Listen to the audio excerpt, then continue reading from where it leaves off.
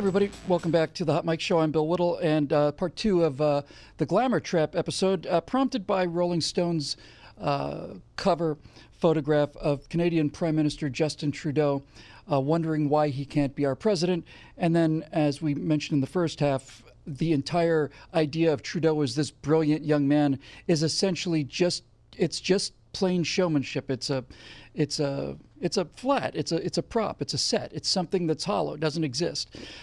We talked about that in the first half. So we're here with our guest Steve Solomon, who's joining us. Steve, the liberals, the progressives, today have lost their minds that Donald Trump was elected, and they certainly disagree with his policies and all of that. But I think the visceral response to them, the emotional response to Trump, is that most of these people are offended by his, by the way he speaks. They think he's vulgar. They find him tacky and tasteless, and all of these surface kind of things. Now, we saw this before when people were comparing Barack Obama to George Bush. Barack Obama is extremely well-spoken. George Bush, not so much. George Bush, I think George Bush's English was a second language for him. I'm not sure he has a first language, but that's not the point. The point is, what's underneath? What is the person made of? What are the decisions that they're making? And, George Bush used to be a supersonic fighter pilot before he became president and ran a business. Barack Obama handed out forms in Chicago. And this connection between not just looks, but also eloquence, this idea that if you are very eloquent, you must be intelligent. And if you're not eloquent, then you can't be intelligent. This, I think, is the biggest part of this glamour trap. I think that's a great thing to say, because if you look at Donald Trump's election, the people that put him over the top and got him into the White House were the Rust Belt people, the people who didn't go to Ivy colleges, the people who didn't go to the high-end private schools and get all this education with degrees. And they said, Donald Trump speaks the way that we think. And you can't say things these days. It's politically incorrect. Donald Trump came out and says things, and the people like that. So I think you're right. He doesn't have the flair of Barack Obama, the style of Justin Trudeau, but what he says and what he does matters. I compare it this way, Bill. If you look at the substance of what's happening, I keep going back to substance. What do these people do? If you were to compare Donald Trump to Justin Trudeau just paid $10.5 million to an Al-Qaeda terrorist who was in Guantanamo Bay from 2002 for killing one of our men. And I'm just, when I look at that substance of those guys on the left doing that, and then our guys standing up like Donald Trump and saying, we're not going to cater to this. We're not going to just lay back and let people do what they want. It's not flair, it's not style, it's not beauty, but it's the right thing to do. And the left doesn't care as much. They want the pretty stuff. Yeah, that's right. It's a fundamental hollowness. I think it's a fundamental superficiality.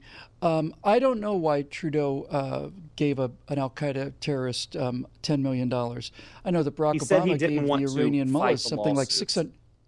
He didn't want to do He said if the government of Canada was going to fight the lawsuit because Omar Khadr was suing Canada, he said if they did that, that would cost 30 to 40 million, and he would rather pay 10.5 million, and that included a public apology from Canada, by the way, to a terrorist, to a man who killed Chris Spear in Afghanistan in 2002, to a murderer. That's the kind of leadership that the beautiful Canadians get.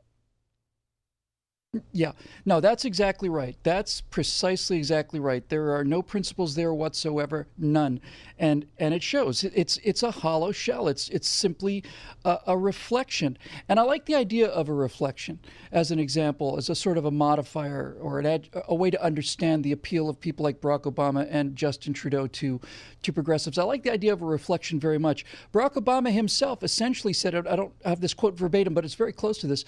Look, I'm just a mirror that people can cast their hopes and dreams onto and reflect back to them what they want to see.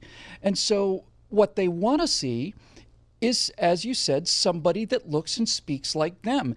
And they want to see it so much that they absolutely cannot be convinced that these people are not the illusion that they want them to be. So again, speaking as a pastor, maybe we could wrap it up with this, Steve.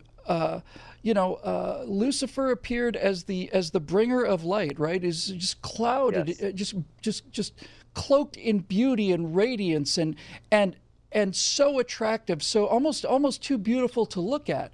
That's a profound metaphor that goes back a very, very long way.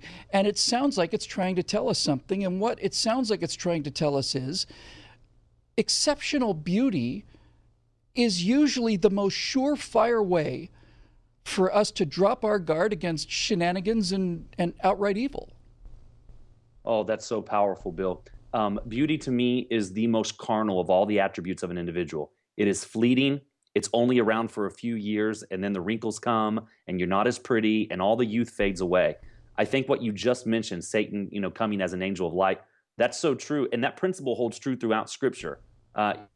Deception of beauty that will cause people to do wrong. For instance, that's one way the Antichrist is going to appear on the scene. If you follow Scripture and you believe Scripture, he will come speaking peace, he will come speaking unification, and it'll just be nice and convenient and pretty. And I think people just need to be on the lookout that beauty doesn't trick them into doing something wrong. I know a few people have accused Barack Obama of being the Antichrist, and I'm sure a few are thinking the same thing about Justin Trudeau. But what I know about both of them, and I know a lot more about Justin Trudeau than I used to, makes me think they can't possibly be the Antichrist because they're not nearly smart enough. Not nearly. These are not terribly bright people, but they look bright and they know what to say. And that seems to be enough for our friends on the progressive left. Steve Solomon, thank you so much for joining us. It's a pleasure having you with us, and I'm sure we'll be seeing you again real soon. Great to be with you, Bill. Thanks for having me today. My pleasure. That's it, folks. That's the glamour trap. It's not even, when you really get down to it, it's not even the external beauty, or a better word is the intrinsic beauty. It's not the intrinsic beauty of Justin Trudeau or Barack Obama that gives them the power. It's what the people who perceive them want to see. That's what gives them the power. They want to see a president who looks like them and talks like them and dresses like them and so on. Some people looked at Obama. We saw this all the time with these photographs with the big halo around the head and all this stuff. Some people thought he was an actual honest-to-God Messiah come to earth to save them.